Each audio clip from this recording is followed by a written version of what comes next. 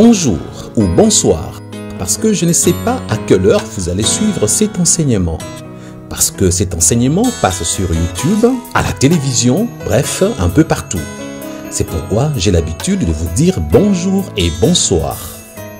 L'épître de Jacques au chapitre 1er et verset 22 dit: mettez en pratique la parole de Dieu et ne vous bornez pas à l'écouter en vous trompant vous-même par des faux raisonnements. Poussé par l'Esprit, Jacques l'apôtre donne un ordre clair et précis aux 12 tribus d'Israël qui s'est trouvées en dispersion partout dans le monde à cause de la persécution. Les frères et sœurs de ces 12 tribus représentaient l'Église corps de Christ dès l'époque. Aujourd'hui, c'est à nous l'Église corps de Christ actuelle à qui ces messages s'adressent. Voici les 3 verbes clés de ces versets. Le premier, c'est le verbe pratiquer. Le deuxième est un verbe pronominal, c'est borner. Et enfin, c'est tromper. Qu'il me soit permis de nous rappeler que le verbe conjugué à l'impératif exprime un ordre et une recommandation à réaliser coûte que coûte. Nous avons souvent la fâcheuse manie de trier ce qui nous plaît dans la parole de Dieu. Nous allons jusqu'à habiller certaines vérités bibliques par nos cultures, nos mœurs et autres. La Bible devient aujourd'hui un instrument de persuasion entre nos mains. Elle est adulée lorsqu'elle nous donne raison dans nos conduites et repoussée lorsqu'elle contredit nos actions. Toutefois, pour éviter d'être mal jugés, nous passons parfois notre temps à la lire tout en lui faisant dire des vérités coloriées. La Bible perd de plus en plus son originalité. Elle est interprétée selon les convictions de ceux qui la prêchent. Elle est traduite en différentes langues et subit des mises à jour comme un vulgaire logiciel. Au fait, qui trompons-nous? Dieu ou nous-mêmes? La réponse est simple et claire. Nous nous trompons nous-mêmes. C'est ce que nous dit Jacques. Comment est-ce que nous nous trompons? Jacques dit par nos faux raisonnements. Il nous arrive de lire A et nous disons que non, ça ne peut pas être A car c'est B qui doit être logique à la place de A. Nous voulons rendre la Bible logique. Voici quelques exemples. Lorsque nous lisons dans 1 Jean chapitre 3 verset 8 les paroles qui suivent: celui qui pêche est du diable, car les diables pêchent dès le commencement. Nous nous disons moi, je ne suis pas du tout du diable. Dieu est amour et même si je pêche n'importe comment, je resterai son enfant et il me pardonnera toujours. Nous avons même l'audace de croire connaître Dieu, d'anticiper ses réactions et de maîtriser sa volonté. Nous faisons de nos convictions l'objet de notre salut. Et lorsque nous lisons encore dans 1 Jean chapitre 3 verset 9, cette parole qui dit: quiconque est né de Dieu ne pratique pas le péché parce que la sémence de Dieu demeure en lui et il ne peut pécher parce qu'il est né de Dieu. Et nous nous disons encore, il est impossible de ne plus pratiquer le péché. Comment est-ce que Jean dit que celui qui est né de Dieu ne peut pas pécher? Beaucoup d'entre nous donnent à la Bible des interprétations personnelles basées sur de faux raisonnements. Ils sont convaincus néanmoins que leurs raisonnements sont beaucoup plus rationnels. Surtout que certains ont des dizaines de diplômes et ont étudié à l'étranger dans des pays ultra développés. Beaucoup de chrétiens de nos jours placent leur confiance chez les commentateurs de la Bible, chez leurs pasteurs dans leurs églises locales. Ils gobent ces chrétiens-là et avalent tout ce que le commentateur de la Bible leur disent, ainsi que leurs pasteurs qui ne sont que des hommes, quoique serviteurs de Dieu. En plus, les 10 commentateurs sont des scientifiques qui ont fait des recherches sur les livres saints. La majorité d'entre eux expliquent la Bible selon les données scientifiques. Leurs commentaires ne sont pas inspirés par Dieu. Frères et sœurs, L'interprète de la Bible, c'est le Saint-Esprit. L'interprète de la Bible, ce n'est pas votre pasteur, ce n'est pas votre apôtre ni votre prophète. Lorsque vous mettez une confiance pleine chez le serviteur de Dieu, vous allez gober des choses fausses et vous compromettez votre salut. Lorsque Dieu vous jugera, il vous dira qu'il fallait placer votre confiance en Jésus-Christ, votre seul Seigneur. Vous direz, mais Jésus, moi j'étais bébé spirituel. Alors Jésus vous répondra que le Saint-Esprit a été envoyé pour toute personne qui accepte Jésus comme Seigneur et Sauveur. Cherchez plus le Saint-Esprit, qu'il vous enseigne, qu'il vous parle. Faites comme les chrétiens des Bérets. Lorsqu'on le prêchait, ils vérifiaient dans la Bible pour voir si cela était conforme à ce que la Bible disait. Si vous acceptez tout ce que je vous prêche, si vous gobez tout ce que vous enseignent vos pasteurs dans vos églises, si vous acceptez tout le commentateur de la Bible, vous serez perdus parce que certaines interprétations ne sont pas inspirées par Dieu, mais inspirées par la science, inspirées par la chair et inspirées par les diables. Certains hommes et femmes de nos jours confondent la nouvelle naissance avec l'adhésion à la nouvelle naissance. Bien-aimés, retenez que on n'adhère pas à la nouvelle naissance. C'est une vraie nouvelle naissance spirituelle qui s'effectue au niveau de l'âme. Beaucoup ont adhéré à la nouvelle naissance sans avoir réellement été nés de nouveau. C'est d'où l'impossibilité d'arrêter de pécher volontairement. Ils ont la nouvelle naissance comme titre. Ils sont chrétiens rien que par le nom. Surtout nous Congolais, nous avons la fâcheuse habitude de croire que c'est le titre qui fait l'homme. Nous appelons maître un étudiant de droit qui n'a pas encore fini ses études de droit. Nous appelons maître un mécanicien de la rue qui a appris la mécanique derrière la maison. Nous appelons maître un tailleur qui a appris à coudre chez Matondo Taille. Nous appelons maître un karatéka qui a appris le kung-fu à Bukangalonzo. Nous appelons pasteur tout homme qui tient la Bible et qui prêche ça et là. Nous appelons intellectuel tout celui qui a acheté son diplôme universitaire moyennant une corruption. Nous avons un sérieux problème avec le titre. Nous souffrons de la titromanie et nous faisons de la titrologie. Cette maladie de titromanie nous a suivis jusqu'à l'église. Nous appelons chrétien tout celui qui s'est dit qu'il est chrétien de la même manière que nous appelons maître tout celui qui dit qu'il est maître même si c'est juste un petit garçon de 11 ans. Vous amenez votre voiture au garage, vous dites maître, n'ayez-lui voiture. Alors que ce n'est qu'un petit garçon qui a appris la mécanique derrière la maison, chez Papa Mutombo. Nous pensons que c'est le titre qui fait de nous ce que nous croyons être. Chrétien devient un titre. Lorsqu'on s'est dit chrétien, qu'on vive selon la parole de Dieu ou pas, on est convaincu qu'on est sauvé et qu'on ira au ciel. On croit qu'on sera sauvé par conviction. Nous pensons que Dieu adhère à toutes nos convictions. Nous faisons subir à Dieu des mises à jour. Mais enfin, qui trompons-nous? Jacques dit que tout ceci sont de faux raisonnements. Les choses ne s'arrêtent pas là, frères et sœurs. Certains sont convaincus que la connaissance sauve. D'ailleurs, ils vous diront souvent, la Bible dit « Mon peuple périt faute de connaissance ». Frères et sœurs, laissez-moi vous décevoir en vous disant, la connaissance seule ne sauve pas. C'est la connaissance mise en pratique qui sauve.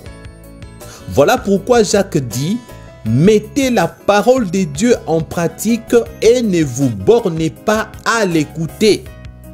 Nombreux pensent qu'il suffit d'être serviteur de Dieu à l'église. Je vais vous donner l'exemple d'une sœur. Je parlais avec elle, s'appelle Fanny. Cette sœur, Dieu m'a parlé par les dons que j'ai, bien sûr, les dons spirituels. Retenez seulement que je lui ai dit, ma sœur, Dieu m'a parlé de toi et il me demande de te dire d'abandonner le péché de fornication dans lequel tu vis et tu demeures. La sœur va reconnaître qu'elle vit dans les péchés de fornication avec son petit ami. Elle me dit, pasteur, rassurez-vous, chaque fois quand je couche avec lui, je demande pardon à Dieu. Ne soyez pas inquiets, je n'irai pas en enfer, je serai sauvé. D'ailleurs, dans notre famille, nous tous, nous servons Dieu à l'église. Nous sommes une famille chrétienne. Mes sœurs sont dans les départements. Moi-même, je sers Dieu à l'église. Et quand je pêche, je tombe avec lui, je couche, je demande toujours à Dieu pardon. Et il me pardonne, n'ayez pas de soucis pour ça. J'ai dit, ma sœur, ce que tu fais là, tu risques d'aller en enfer. Pasteur, c'est impossible, je ne peux pas aller en enfer parce que je couche avec mon petit ami. Et là, j'ai fait un petit commentaire, genre pour me dire, si je ne couche pas avec lui, il va m'abandonner. Au lieu que ce soit moi qui prêche cette sœur s'est mise à me prêcher. Frères et sœurs, elle s'est mise à me prêcher pour me dire qu'elle est sauvée. Elle a cru en Jésus comme Seigneur et Sauveur et que même si elle pêche, Dieu pardonnera toujours. Waouh! Elle me dira même, pasteur Christian, est-ce que Jésus a dit à Pierre de pardonner 77 fois 7 fois? Je lui ai répondu oui. Si Dieu, par Jésus, a demandé à Pierre en une journée de pardonner même 77 fois 7 fois, mais si moi je continue à pécher avec mon petit ami en une journée, même plus de 1000 fois, les 1000 fois que je pêche, les 1000 fois que je demande pardon à Dieu, eh bien il me pardonnera parce que lui qui nous a appris à pardonner en une journée 77 fois 7 fois, il fait au-delà. Voilà comment elle interprétait la parole de Dieu. Donc pour elle, pêche comme tu veux, il te suffit de demander pardon et Dieu te pardonne, tu redeviens normal. Et beaucoup de chrétiens sont comme ça. Ils pensent que on peut vivre dans le péché volontairement comme on veut, on peut continuer à pécher volontairement à n'importe quel prix et on sera toujours sauvé. Jacques dit, ce sont des faux raisonnements. Se borner est un verbe pronominal qui a 3 significations. Jacques nous dit, ne vous bornez pas à l'écouter, mettez la parole de Dieu en pratique. Je vous donne la définition de se borner qui est un verbe pronominal qui a 3 significations. Voici la première signification. Se borner signifie se limiter à. Donc on peut dire, mettez la parole de Dieu, ne vous limitez pas qu'à l'écouter. Deuxième signification, se borner signifie se contenter de.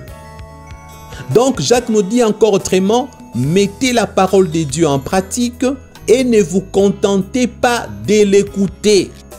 Frères et sœurs, Jacques l'a dit clairement. Ne nous bornons pas qu'à écouter la parole de Dieu. Ne nous limitons pas qu'à écouter la parole de Dieu. Ne nous contentons pas qu'à écouter la parole de Dieu. Si nous ne mettons pas cette parole de Dieu en pratique, nous ne serons pas sauvés. Écoutez la parole de Dieu dimanche après dimanche. Allez dans les études bibliques de la semaine chaque mercredi. Le réunion des mamans chaque mardi. La cellule chaque lundi et jeudi, ça ne te sauvera pas. Ce qui va te sauver, c'est la mise en pratique de la parole de Dieu. Voilà pourquoi dans l'Ancien Testament, la Bible nous dit « La crainte de l'Éternel est le commencement de la sagesse ». Et troisième signification pour le verbe « se borner ». Voici la troisième signification. Le verbe signifie « persévérer » envers et contre tout, en faisant ce qu'on veut sans tenir compte de ce qui a été dit. Donc, lorsque tu te bornes à écouter la parole de Dieu, tu es en train de persévérer envers et contre tout en faisant ce que tu veux sans tenir compte de ce qui t'a été dit. Qu'est-ce qui t'a été dit dans la Bible par l'apôtre Jacques? Il t'a été dit, mets la parole de Dieu en pratique. Le refus de mettre la parole de Dieu en pratique signifie qu'on persévère envers et contre tout en faisant ce qu'on veut soi-même. Et ce que tu veux là, c'est ça, t'es trompé. Tu te trompes. Tu ne tiens pas compte de ce qui t'a été dit. C'est la désobéissance et Dieu te désapprouvera. Une personne qui se borne à écouter la parole de Dieu est une personne têtue. Pour certains, la parole de Dieu est devenue une douce musique qui caresse leurs oreilles. Je disais donc, pour certains, la parole de Dieu est devenue une douce musique qui caresse leurs oreilles. Ils prennent juste plaisir à l'écouter. Écouter la parole de Dieu leur fait du bien. C'est comme un narcotique. C'est comme s'ils prenaient du cannabis ou de la cocaïne. Lorsqu'ils écoutent, ils crient Alléluia. Ils disent des amens à haute voix dans nos églises. Une fois hors de l'église, ils font le contraire de ce que la parole de Dieu dit. Ces gens-là, quoique chrétiens de nom, quoique ayant le titre de chrétiens, ils sont perdus pour l'éternité. Ils ne sont pas enfants de Dieu. Lorsqu'on se borne à écouter la parole de Dieu, en refusant de la mettre en pratique, on devient borné. Puisqu'on ne se borne qu'à l'écouter, on devient borné. C'est qui une personne bornée? Les dictionnaires les définissent comme une personne peu intelligente et qui est intellectuellement médiocre. Donc si tu te bornes qu'à écouter la parole de Dieu sans la mettre en pratique, tu deviens une personne peu intelligente et intellectuellement médiocre. Pourquoi? Parce que quand tu commets le péché, le diable a obscurci ton intelligence. Le diable te trompe avec des faux raisonnements basés sur la sagesse humaine. Il te donne beaucoup de convictions. Frères et sœurs, la conviction ne sauve pas. La Bible ne dit pas que la foi est une ferme conviction. Non. La Bible dit que la foi est une ferme assurance et non une ferme conviction. Le diable a obscurci ton intelligence. On dira donc pour une personne bornée, tout celui ou celle qui se borne à écouter la parole de Dieu sans la mettre en pratique est une personne peu intelligente et intellectuellement médiocre. Voilà pourquoi David a fait cette prière. Ô Dieu, crée en moi un cœur pur. Renouvelle en moi un esprit bien disposé. David savait que sans l'aide du Saint-Esprit, sans l'aide de l'Esprit de Dieu, si Dieu ne créait pas en lui un cœur pur, si Dieu ne renouvelait pas en lui un esprit bien disposé, David savait qu'il continuera à commettre le péché et il sera perdu. Alors il a demandé à Dieu de créer en lui un cœur pur, de renouveler un esprit bien disposé à mettre sa parole en pratique, non pas seulement à l'écouter. Une personne bornée est tout celui ou celle qui se borne à écouter la parole de Dieu sans la mettre en pratique, parce que c'est une personne peu intelligente et intellectuellement médiocre. Vous savez pourquoi? Parce que son intelligence est obscurcie par l'ennemi Satan. Mais la personne ne le sait pas. Si tu veux être sauvé, fais une prière aujourd'hui. Dis Seigneur Jésus, je me rends compte que je pêche toujours même quand je ne le veux pas. Je me rends compte que même quand je confesse, je tombe toujours dans le même péché. Crée en moi un cœur pur. Renouvelle en moi un esprit bien disposé. Parce que tu es mort à la croix pour me sauver. Pour que je devienne une nouvelle créature, que les choses anciennes passent et que toutes choses deviennent nouvelles. Ô Dieu, crée en moi un cœur pur. Renouvelle en moi un esprit bien disposé. Telle est la prière d'un vrai chrétien. C'est dans les psaumes chapitre 51 verset 12. Lorsque vous constatez que vous vous bornez à écouter la parole de Dieu sans la mettre en pratique, sauvez votre âme en faisant un jeûne et prière de 2 à 3 jours pour demander la délivrance à Dieu, car il est possible que les diables aient obscurci votre intelligence. Lorsqu'on manque l'Esprit de Dieu pour comprendre la parole de Dieu, on fait recours aux sciences humaines telles que la logique et la psychologie. Ces sciences sont basées sur la réflexion cohérente et le raisonnement rationnel.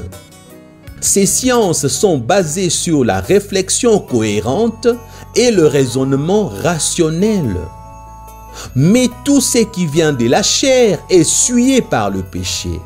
La logique des hommes est souillée par le péché. La psychologie humaine est souillée par le péché, frères et sœurs. Voilà pourquoi Jacques appelle tout ça des faux raisonnements.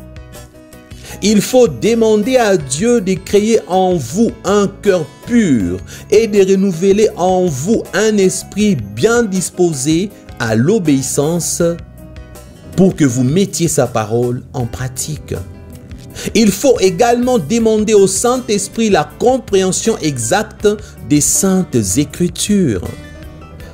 Voilà pourquoi l'eunuque éthiopien, lorsqu'il lisait sans comprendre, il avait cherché l'explication chez l'apôtre Philippe qui lui avait été envoyé par le Saint-Esprit. De nos jours, nous ne savons pas qui est dans le vrai ou qui est dans le faux. Les apôtres Philippe sont très rares. Aujourd'hui, beaucoup de pasteurs prêchent pour leur ventre, ont besoin d'argent pour envoyer leurs enfants étudier à l'étranger. Beaucoup de pasteurs ne prêchent plus la vraie parole de Dieu. Ils ne vous prêchent que le bénédiction. Ils oublient que vous vivez dans le péché ou ils font semblant. Ils ne vous parlent que de bénédiction de Dieu. Vous oubliez les royaumes des cieux, alors que la Bible dit « Cherchez premièrement le royaume des cieux et le reste vous sera donné par-dessus. » Beaucoup de pasteurs aujourd'hui vous prêchent la vie terrestre, la vie meilleure. Comment réussir sur terre, comment gagner la vie, comment être béni par Dieu. Ne placez pas une confiance aveugle chez votre pasteur. Ne placez pas une confiance aveugle chez votre prophète, chez votre apôtre ou je ne sais qui d'autre. Sinon le jour où vous serez perdu, vous allez vous souvenir que ces gens vous trompaient. Ils interprètent la Bible à leur manière. Certains vous feront croire que malgré vos péchés, vous irez au ciel. Certains vous diront, même si tu pêches comment, Dieu te pardonnera toujours. Bien-aimés frères et sœurs, Dieu n'est pas seulement un Dieu d'amour. On passe le temps à vous prêcher que le Dieu d'amour. Beaucoup de pasteurs ne vous prêchent que le Dieu d'amour, mais Dieu a beaucoup d'attributs. Il est le Dieu d'amour pour pardonner ceux qui regrettent leurs péchés et les abandonnent. C'est lui qui reconnaît ses péchés, qui les délaisse, obtient miséricorde et est pardonné par Dieu. Mais c'est lui qui confesse de lèvres alors que le cœur est ailleurs et n'abandonne pas ses péchés. Il n'obtient pas miséricorde. Il tombe sous la colère de Dieu. Voilà pourquoi la Bible dit « On ne se moque pas de Dieu. C'est qu'un homme aura sémé, il le moissonnera. » Et la Bible dit clairement que le salaire du péché, c'est la mort, frères et sœurs. C'est ce qu'on doit vous prêcher par nous les pasteurs. Même si vous ne m'aimez pas, ce n'est pas un problème. Même si vous zappez ces messages, ce n'est pas un problème. Je dois vous prêcher ce que Dieu m'a demandé de vous prêcher, que vous m'aimiez ou que vous ne m'aimiez pas. Parce que moi-même, Dieu m'a frappé dessus plusieurs fois. Et Dieu m'a interpellé plusieurs fois. J'ai pleuré, je fais des jeûnes et de prières. Je me suis repenti pour sauver mon âme. Oui, je vous l'ai dit. À ma honte, bien sûr. Nous les pasteurs, vous ne connaissez pas toujours nos états d'âme. Il est arrivé un temps dans ma vie spirituelle où je faisais beaucoup de séminaires, je partais prêcher à l'étranger, on m'invitait ça et là. Ma vie spirituelle n'était pas toujours bonne. Vous comprenez? Je vous l'ai dit sincèrement à ma honte, Dieu m'a interpellé. Et Dieu m'a dit, Christian, arrête, sinon tu seras perdu à jamais. Nombreux ne servent plus le vrai Dieu. Ne risquez pas votre éternité parce que vous gobez tout ce qu'on vous prêche dans certaines églises. Ne mettez pas votre éternité dans les mains d'un certain homme des dieux, frères et sœurs. La Bible n'est pas les livres des pasteurs. Apprenez à lire la Bible vous-même. Et lorsque certains pasteurs vous induiront en erreur, vous allez les savoir parce que le Saint-Esprit vous rappellera ce que la Bible dit. Mais si vous ne lisez pas, le Saint-Esprit ne va pas inventer des réponses ni des avertissements parce que le Saint-Esprit ne vous rappellera que ce qui est écrit. Le Saint-Esprit ne peut vous parler que de ce qui est dans le livre. Mais si vous ne lisez pas, comment vous aidera-t-il? Beaucoup d'hommes de Dieu, entre guillemets, peuvent vous induire en erreur avec des faux raisonnements. Nous les pasteurs, parfois nous ne vous prêchons pas la parole de Dieu qui vient de lui. Parfois sur la chair, nous vous prêchons nos raisonnements. Parfois nous vous prêchons nos convictions. Et vous prenez cela pour la parole de Dieu. Dieu demandera beaucoup d'âmes perdues à beaucoup de pasteurs. Mais malheureusement, ces âmes-là seront déjà perdues. Le salut est individuel et vous serez perdus à jamais. Beaucoup de pasteurs vous induisent en erreur avec des faux raisonnements. Ils vous diront que cela vient de Dieu, mais ça sera peut-être la ruse du diable pour vous détourner de la vérité. Il y a aussi des pasteurs eux-mêmes qui ne font pas ça exprès. Ils vivent dans le péché et le diable leur donne des messages truqués. Eux-mêmes, ils sont convaincus, ils pensent qu'ils sont dans le vrai, mais ils sont déjà perdus. Parce qu'au Congo, il y a la titrologie comme doctrine et la titromanie comme maladie. Il y en a qui sont pasteurs parce qu'ils se sont autoproclamés. Faites confiance au Saint-Esprit qui est en vous si vous êtes un vrai chrétien et il vous éclairera. Parfois, le Saint-Esprit prend beaucoup de temps pour répondre, mais usez de patience. Le Saint-Esprit finira toujours par vous répondre.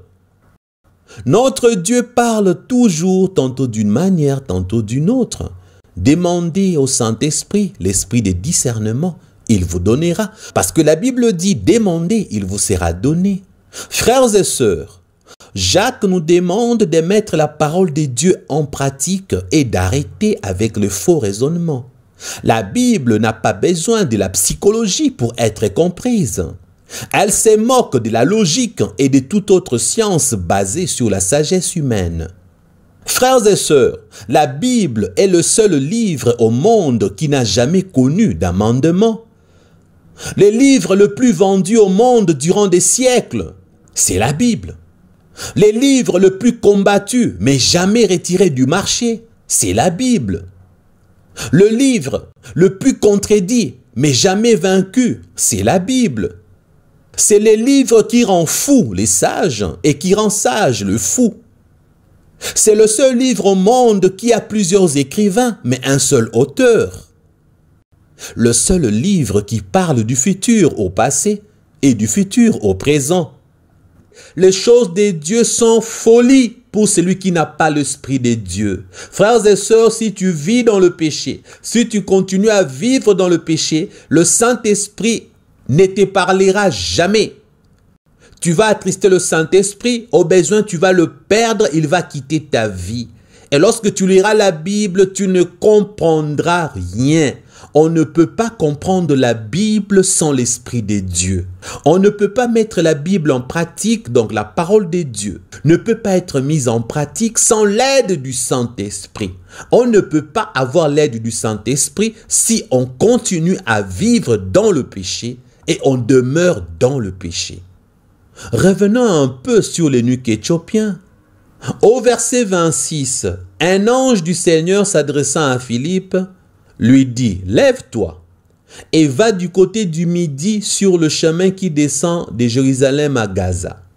C'est lui qui est désert. » Il s'éleva et partit, et voici un Éthiopien, un eunuque, ministre des Candace, reine d'Éthiopie, et surintendant de tous ses trésors, venu à Jérusalem pour adorer, s'en retourner assis sur son char et lisait les prophètes Ésaïe. L'Esprit dit à Philippe, avance et approche-toi de ces chars. Philippe a couru et entendu l'Éthiopien qui lisait le prophète Isaïe. Il lui dit, comprends-tu ce que tu lis? Il répondit, comment le pourrais-je si quelqu'un ne me guide? Et il invita Philippe à monter et s'asseoir avec lui. Le passage de l'Écriture qu'il lisait était celui-ci. Il a été mené comme une brebis à la boucherie, et comme un agneau muet devant celui qui le tond. Il n'a point ouvert la bouche. Dans son humiliation, son jugement a été levé et sa postérité qui la dépeindra, car sa vie a été retranchée de la terre. Frères et sœurs, au verset 34, l'eunuque dit à Philippe, « Je te prie, de qui les prophètes parlent-ils ainsi? Est-ce de lui-même ou de quelqu'un d'autre ?» Alors Philippe, ouvrant la bouche et commençant par ces passages, lui annonça la bonne nouvelle de Jésus-Christ. Alléluia. Les événements avaient déjà eu lieu. L'accomplissement d'Ésaïe chapitre 53 venait de s'accomplir. Jésus était mort, avait été ressuscité et était rentré au ciel. Et Philippe était l'un des apôtres qui parlait à l'eunuque éthiopien. Donc les événements de Ésaïe 53 que lisait l'eunuque éthiopien venaient de se concrétiser, ont eu lieu dans son époque. Il a respiré le même air que respirait Jésus. Il est contemporain de Jésus. Mais l'eunuque éthiopien avait du mal à comprendre Ésaïe 53. Vous savez pourquoi? Parce que même si on est intelligent, gouverneur, ambassadeur, professeur à l'université, si on n'a pas le Saint-Esprit, on ne comprendra jamais la Bible.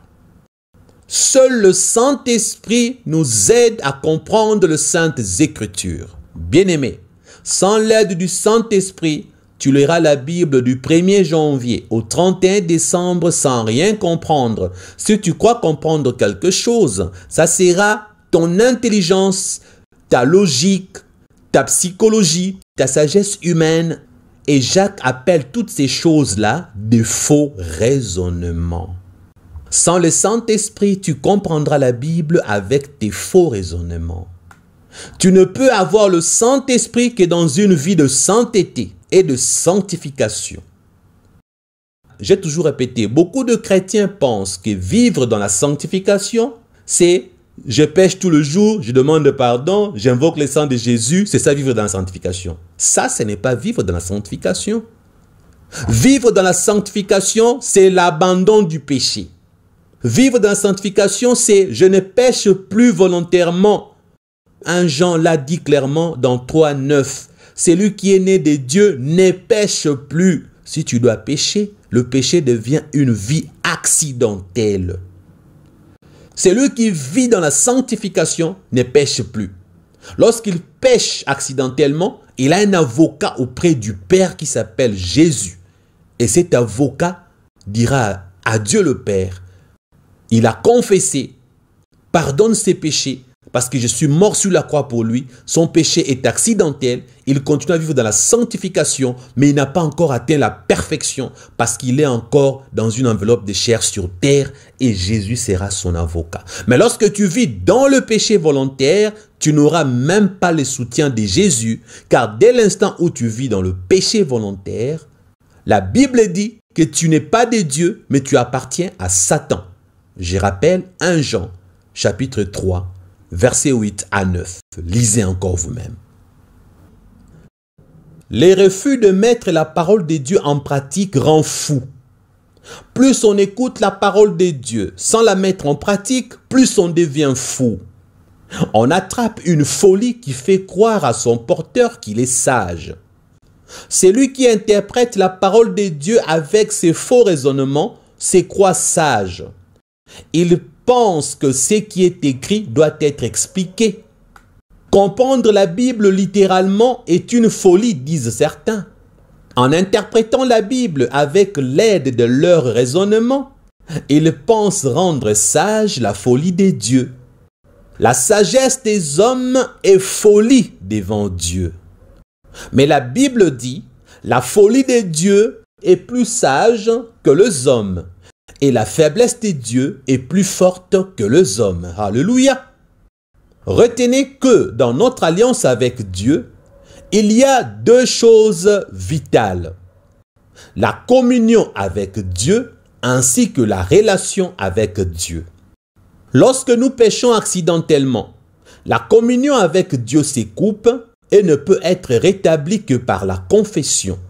Lorsque nous péchons volontairement, la communion ainsi que la relation avec Dieu cessent et nous changeons automatiquement de camp. Nous devenons fils ou filles du diable sans le savoir et ce dernier devient notre maître parce que pécher volontairement équivaut à signer un pacte avec Satan. Voilà pourquoi la Bible dit que celui qui est né de Dieu ne pêche plus. Celui qui pêche, d'ailleurs dans d'autres traductions il est précisé, celui qui commet le péché. Commettre implique la volonté. Donc je dirais celui qui commet volontairement le péché est du diable. Alléluia. Jacques a été clair. Pour aujourd'hui, nous allons nous arrêter là. Vous les enfants de Dieu qui avez compris ces messages, qui avez besoin du soutien, de l'aide, vous les bébés spirituels, vous avez besoin d'un suivi, appelez-nous, nous allons vous aider. Voici notre numéro, vous pouvez nous joindre par WhatsApp. Si vous n'avez pas assez de possibilités pour appeler, vous allez poser vos questions, nous allons vous aider pour que vous avanciez dans votre foi chrétienne. Pour le WhatsApp, utilisez ces numéros. Plus 243 81 75 39 500. Que le Seigneur vous bénisse. Amen.